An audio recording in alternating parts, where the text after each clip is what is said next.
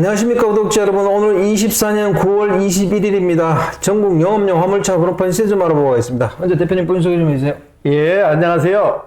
전국구 영업용 갈산상사 이원복입니다. 네, 대표님. 예. 전국 영업용 화물차 번호판 시세 변동이 좀 있습니까? 예, 전주 대비해가지고 거의 변동이 없고요. 개인 소형부터 말씀드릴게요. 개인 소형은 1.5톤 이하를 개인 소형을 하는데 전주와 동일하게 2,950만원에 거래되고 있고요. 개인 소형 전기차 넘버는 2,700만원. 개인 중형은 1.5톤 초과 16톤 이하를 개인 중형이라 그러는데 전주와 동일하게 2,700에서 2,750선에 거래되고 있습니다. 개인 대형은 16톤 초과 차량을 개인 대형이라 그러는데 전주 대비 50만원이 하락한 3,600만원에 거래되고 있고요.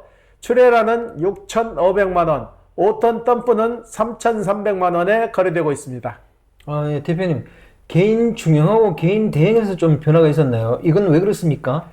개인 중형 같은 경우에는 지금 2,700선에 거래되다가 50만원 정도가 상승했는데요. 그동안 나와있던 매물이 거의 빠지고 오래된 남발 중심으로 해서 50만원 정도가 상승했고요. 개인 대형 같은 경우는 찾는 분이 좀 적어졌어요. 적어져가지고 50만원 정도가 하락해서 3,600만원 정도에 거래되고 있어요. 예. 최근에도 개인 중형 거래가 활발하나요? 개인 중형은 새 차를 사서 진행하시는 분들은 거의 없고, 기존에 법인에서 임대 남발을 빌려 쓰던 분들이 그 차량을 가지고 나와서 개인 중형 남발을 사서 구매를 해서 거기에 장착을 하시는 거죠. 네. 예. 이번 주 거래건도 대부분 개인 소형에서 일어나는 거죠? 그렇죠. 개인 소형이 한 80% 정도. 네. 그다음에 개인 중형은 20% 선도 안 되죠. 네. 예. 참 어떤 분이 그런 얘기 하더라고요. 개인 그 소형 화물차 번호판 시세가 이렇게 유지되는 거는 그래도 하려는 사람들이 많기 때문이다. 이런 얘기를 하는데 이게 맞나요? 이게 화물차 같은 경우는 우리가 말하는 말, 속칭 말하는 말로 생경이다 그래요. 생경이다 그래가지고 이 어차피 이거 화물차를 가지고 생계 목적으로 사용하고 있는데 경기가 좋든 안 좋든 이분들은 유지를 하신다고. 그렇기 때문에 판원율이나 산원율이 비슷하게 맞아 떨어지는 거예요. 예. 그럼 다음 주 영업용 화물차 번호판 시세 전망을 어떻게 보세요? 다음 주도 이번 주와 큰 틀의 변함없이 비슷한 선에 유지될 것 같은데요. 개인 소형이 지금 조금 오를 것 같은데 명절 끝나고 마자 개인 소형이 많이 쏟아져 들어왔어요. 그래서 당분간은 오름세 없이 이 금액대를 유지할 것 같아요. 예. 이번 주 거래건 중에 기억에 남는 건이 있어요? 예, 저희한테 5년 전에 용달차를 사가신 분이에요. 용달차를 사가지고 5년 동안 운행을 하시다가 이분이 허리가 좀 안 좋으셨나 봐. 그래가지고 무거운 짐을 싣고 내리고 부담스러워가지고 이번에 이제 이걸 파시고 개인 택시로 갈아탔거든요. 그래서 개인 택시를 저희가 이제 계약을 하셔가지고 진행 중인데 이분 같은 경우는 남자들 분 거의 다 차를 사러 오시면은 90% 이상이 본인이 결정을 못해요. 결정을 못하고 꼭 집에 있는 사모님을 모시고 와가지고 사모님 의사를 듣고 남자분이 결정하는 분들은 거의 없고 사모님이 이거 해서 이렇게 진행된 과정을 물어보면은 같이 오신 분 사장님들은 가만히 있고 사모님들이 궁금한 점을 계속 물어봐요. 이건 어떻게 되고 어떻게 되냐 해가지고 최종적 결론도 사모님들이 내리는 거예요. 남자들 설 위치가 많이 없어진 거죠. 그분은 왜 개인 택시 하다가 화물차로 이렇게 갈아타신 거예요? 허리가 안 좋아지셔가지고 이제 화물 일을 못하게 되었고 개인 택시로 갈아탔는데 이분 같은 경우는 화물 일을 하면서도 키로수를 굉장히 많이 탔더라고. 차를 2번을 바꿨는데 화물차 키로수도 많이 탔는데 일도 많이 하신 거예요. 이분은 그래요. 화물차를 해도 자기가 평균 목표 금액 이상으로 버는데 더 이상은 허리가 받쳐주지를 않아서 이번에 개인 택시로 갈아탔다고 그래서 개인 택시도 마찬가지로 앉아서 계속 운행하는 직업이다 보니까 나중에 허리가 무리에 갈 수 있으니까 수시로 일어나서 운동하고 하셔야 돼요. 그러니까 그거는 아무래도 쉬엄쉬엄 하려고 시작한다고 하시더라고. 예. 실제로 화물차를 하시다가 개인 택시로 넘어가는 분들이 좀 있어요? 전에 같은 경우는 많았거든요. 화물차 3년 이상 하시고 경력 쌓아서 개인 택시로 넘어오시는 분들. 화물차 하시는 분들 노망이 개인 택시로 오시는 거였어요. 근데 지금은 개인 택시 가격이 너무 올라 버렸잖아요. 올라다 보니까 화물에서 개인 택시로 넘어오는 사례는 좀 많이 줄어드는 거죠. 그리고 지금은 또 개인 택시를 하다가 화물로 넘어가시는 분들이 종종 있어요. 아, 그래요? 이분들은 이제 손님들한테 스트레스 받으신 분들은 화물이 차라리 돈 좀 덜 벌더라도 손님들 직접 대하지 않으니까 좀 편하겠다 이거죠. 예. 예, 예. 아니, 개인 택시 하다가 화물차 오는 거는 생각지도 못했네요. 이런 분들도 뭐 1년에 몇 건 정도나 있을까요? 그래도 종종 있죠. 한 달에 한두 건씩은 서로 왔다 갔다 해요. 왔다 네. 갔다 하는데 서로가 그게 서로를 화물하시는 분들은 개인 택시 아무래도 좀 깨끗해 보이잖아요. 네. 그러니까 개인 택시 하시는 게 목표고 개인 택시 하시는 분들은 이미 이제 개인 택시를 해보시고 사람들 상대 많이 해보셨으니까 거기에 좀 지치신 분들은 에이 차라리 화물 가서 왜 편하게 이러지 그러고 노시는 분들이 좀 있어요. 네. 그러니까 서로가 왔다 갔다 하는 거죠. 네. 예, 예. 아, 그리고 대표님, 저희들이 그 미터기 달자 그런 얘기를 많이 했잖아요. 예, 예. 그렇기 때문에 댓글에 이런 게 있더라고요. 미터기 그거 뭐 달아봐야 무슨 의미가 있느냐. 그럼 혼적은 어떻게 할래? 그리고 뭐 뺑뺑 돌다가 가면 어떻게 할 거냐 이런 얘기를 하시더라고요. 여기에 대해서 대표님 어떻게 생각하세요? 일단은 우리가 메타기를 달자고 하는 취지는 네. 지금 칼질이 너무 심하잖아요. 네네. 일단 칼질을 없애고 세금 계산서 바로바로 발행되고 네네. 이러고 나서 돈 못 받는 법 없어지고 네. 그 좋은 점을 부각시키는 거지 비관적으로 찾고 있어 되겠냐 해서는 절대 될 수가 없는 거죠. 혼적 왜 안 돼요? 지금 택시 같은 경우 그러죠. 택시를 타가지고 콜을 하게 되면 가는 위치까지 해서 금액까지 딱 떠요. 네네. 위성으로 계산을 해서 금액 딱 뜨고 그리고 혼적에 대한 거는 걱정 안 하셔도 돼요. 메다기를 개발할 때 우리나라 IT 강국이에요. 네. 혼적했을 때 혼적에 대한 그 체계만 만들어 가지고 메다기에다 수입을 시키면 되는 거예요. 그렇죠.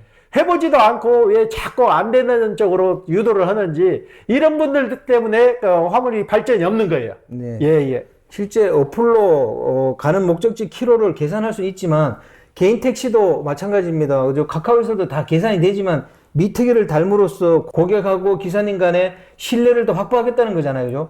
그리고 나서 바로 요금을 그 자리에서 징수하는 체제, 그걸 갖추겠다는 거, 그런 얘기잖아요. 그죠? 그렇죠. 지금 택시 같은 경우도 앱을 쓰다 보면은 택시 타가지고 손님이 목적지에서 차를 부르면 이동 거리까지 딱 해서 가기도 전에 이미 금액이 딱 떠요. 네네. 금액이 딱 떠서 그 금액하고 거의 차이가 없어요. 네네. 그런데 그까짓 거 혼적이 뭐가 걱정이 되냐고요. 그래요. 그보다 더한 것도 만들어낼 수 있는 우리나라는 IT 강국이에요. 그렇기 때문에 그런 거 걱정 안 하셔도 돼요. 일단 메다기만 달면은 그동안 기사분들이 힘들었던 거 한꺼번에 다 해결되는 방법이 있는데 이걸 자꾸 부정적으로 얘기를 하기 시작이 되면 국토부에서도 건의할 것도 건의가 안 되는 거죠. 기사분들도 싫었는데 구태여 그걸 왜 해? 그런 식으로 나간다고. 네네. 일단은 자꾸 요구를 해서 관철을 시켜야 되지 비관적으로 에이 안 돼 그러다 평생 안 되는 거예요. 예. 그러니까 메다기를 다는 게 중요한 게 아니고 그걸 달므로써 고객하고 운송기사님 간의 신뢰를 확보한 다음에 그 자리에서 운송 요금을 받는 그런 체제를 만들기 위해서 그 미터기를 달자는 거죠. 그죠? 실제 어플을 통해서도 가는 거리 다 계산할 수 있습니다. 그러나 개인 택시도 그렇게 돼 있지만 개인 택시도 미터기를 달고 다니는 이유가 그거잖아요. 신뢰를 확보하고 바로 그 자리에서 요금을 갖다 받는 그런 체제를 만들어 놓은 거잖아요. 그죠? 그렇죠. 그리고 화물차 하시는 분들이 빨리 목적지까지 짐을 상차를 해서 하차지까지 빨리 가서 내려놓고 다른 짐을 실어야지 돈 몇 푼 더 받자고 뱅뱅뱅 돌 기사분이 몇 명이나 계시냐고요. 그렇죠. 그리고 어플에 딱 떠버린다고요. 몇 시 도착까지 다 뜨는데 화주는 이미 다 알고 있어요. 몇 시에 출발해서 몇 시에 도착하는 것까지 다 알고 있는데 어디를 뺑뺑 도냐고요. 그렇죠. 그건 말도 안 되고요. 또 혼적도 버튼을 눌러서 혼적을 누르면 그 요금이 정산할 수 있는 시스템을 갖추면 되는 거잖아요. 그죠? 그렇죠. 당연히 가능한 얘기를 우리가 얘기하는 거죠. 지금 기사분들 이러고 나서 돈도 못 받고 23%씩 칼질도 당하고 영수증 발급도 안 돼서 세금에서 끊는 것도 애로사항이 있는데 매닥이 달면 한꺼번에 이게 세 가지가 다 해결이 되잖아요. 네네네. 예, 이보다 더 좋은 걸 왜 안 하고 비관적으로 생각하시는지 그것도 저 의문이에요. 예. 얼마 전 신문 기사를 보니까 전기 화물차 있잖아요. 예. 이게 연 보급률이 50%를 못 미칠 것 같다는 거예요. 그 이유가 화물차 하시는 분들이 전기차를 기피한다는데 이게 맞나요? 기피하는 정도가 아니고 전기차 사시는 분들이 다 후회를 하세요. 네네. 왜 그러는 거니? 한 번 충전해서 갈 수 있는 거리가 너무 짧다는 얘기죠. 네네. 그리고 겨울 같은 경우는 치명타예요. 겨울 같은 경우에는 고속도로 휴게실에서 충전기 10대 있다면 7대, 8대가 화물차 기사분님들이 한꺼번에 충전해서 못 가니까 계속 휴게소마다 들어가서 충전을 하고 가는 거예요. 그러니 그게 채단성이 맞냐고요? 안 맞지? 예. 그런데 댓글 같은 데 보면 전기차 또 장점을 얘기하는 분들이 있습니다. 이분들은 뭐 때문에 그렇게 장점을 얘기하는 걸까요? 전기차 장점을 얘기하시는 분들은 짧은 거리 가시는 분들, 네. 택배나 맞는 거지 장거리로 운전해서 가시는 분들은 전기차는 제로예요. 네. 전기차가 지금 개발이 완전히 끝나서 한 번 충전하면 500km, 600km 간다면야 얼마나 좋아요. 네네. 그렇지만 그 키로수가 안 나오잖아요. 네네. 그러기 때문에 문제인 거예요. 예. 대표님이 실제 매매를 하시잖아요. 예. 그럼 이런 전기 화물차는 한 달에 몇 건 정도 거래가 돼요? 전기차는 한 달에 한 건도 못 오고 있어요. 한 건도 못 오고 팔려고 나와도 시중에서 중고차로 나와도 사가시는 분들이 거의 없기 때문에 2년이 지나면 그냥 수출 보내서 말소시키고 마는 거예요. 네. 예. 그럼 아직까지도 LPG나 디젤로 많이 구입하신다는 거네요, 그죠? 지금 와서 찾으시는 분들이 디젤이 선호도가 제일 높고 그 후속 모델로 LP 차량을 선호하시는데 아무래도 지금까지도 디젤이죠. 네. 예. 이제 마지막으로 대표님, 화물차 처음 하시려는 분들에게 전기차, 디젤차, LPG차 거기 장단점에 대해서 좀 설명 좀 해주십시오. 일단은 전기차는 제가 보는 관점에서는 제로고요. 선택하실 수 있는 폭은 디젤차나 LP 차량인데 지금 디젤차는 단종된 지가 벌써 이제 2년째 접어들어요. 그리고 연식이 좋으면은 2022년식이나 2023년식이에요. 키로수 짧은 걸로 선택하실 것 같으면 디젤차도 좋고, 그렇지 않으면 나는 새 차로 해서 시작하겠다 하면은 LP차로 가셔야 되는데, 아직까지 제가 보는 관점에서는 그래도 디젤차가 무리하지 않냐 이거죠. 예. 대표님께서는 디젤차를 추천한다 이런 얘기잖아요. 그렇죠. 아무래도 LPG 차량보다는 최선성이 좀 낮다는 얘기죠. 경정비도 편하고. 예. 그러면 디젤차를 구입하려고 그러면 쉽게 이렇게 구입할 수 있어요? 디젤차 지금 키로수 좋고 연식 좋은 거 많이 나와 있어요. 가격도 전에보다는 많이 좀 떨어졌어요. 이제는 LPG 차량이 나와서 같이 경쟁하다 보니까 새 차를 선호하시는 분들은 LPG 차로 가다 보니까 디젤차가 그래도 매물이 많이 나와 있는 편이에요. 예. 오늘 인터뷰 감사드립니다. 예. 네, 구독자 여러분, 오늘은 24년 9월 21일입니다. 역시 영업용 화물차 그룹화 시세는 큰 변동이 없습니다. 개인 중형하고 개인 대행에서 약간 50만원씩 오르락 내리락 거렸는데 그건 큰 의미가 없는 것 같고요. 또 저희들이 간혹 이렇게 얘기했던 미터기 장착에 대해서 너무 부정적으로 보지 마시고 그 미터기를 장착함으로 인해 가지고 바로 운송요금을 결제할 수 있는 시스템을 갖추고자 하는 겁니다. 그거 지금 어플 같은데 보면 가는 거리 다 계산해주죠, 자동으로. 그것 때문에 그러는 게 아니에요. 그걸 달아가지고 서로 신뢰를 확보한 다음에 바로 운송요금을 결제받을 수 있는 시스템을 마련해보고자 저희들이 계속 얘기하는 겁니다. 너무 부정적으로 보지 말아 주십시오. 자, 호화제는 다음 주에 또 다른 주제로 구독자 여러분 찾아뵙겠습니다. 안녕히 계십시오. 호호 아재였습니다.